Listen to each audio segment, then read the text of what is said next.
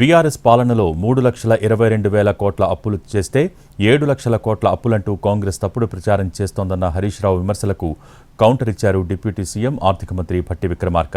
అప్పుల లెక్కలు దాస్తే దాగేవి కాదన్నారు.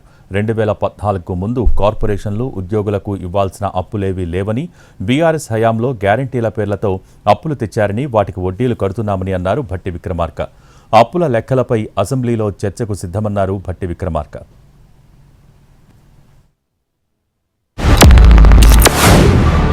నెట్ 10 ఏళ్ల బీఆర్ఎస్ హయాంలో జరిగిన అప్పు ఎంత? 3,22,499 కోట్లు.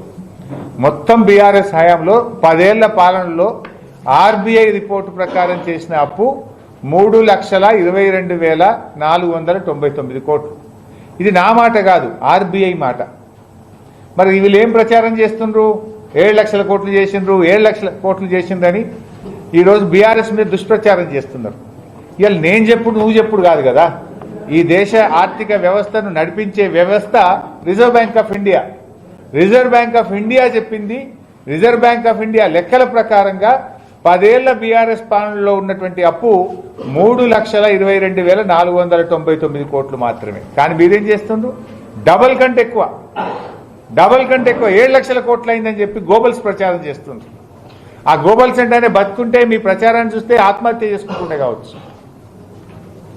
ఇప్పటికైనా ఇలాంటి విష ప్రచారం చేయడం మానుకోవాలని కాంగ్రెస్ ముఖ్యమంత్రిని, మంత్రుల్ని మేము హెచ్చరిస్తా ఉన్నాం. 7,11,911 కోట్లు ఉన్నాయి.